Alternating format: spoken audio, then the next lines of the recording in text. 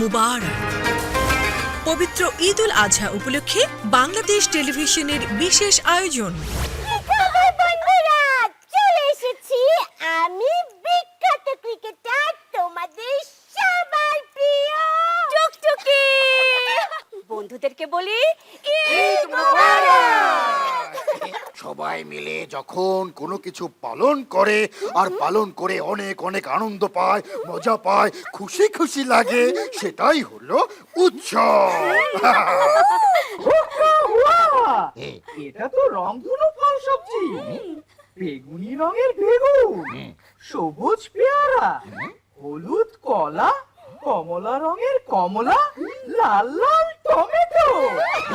গ্রীষ্ম, বর্ষা, শরৎ, হেমন্ত, শীত, বসন্ত, ছয়টি পাখি, ছয়টি রূপে এসে বাংলাদেশে, ছয়টি সুরে।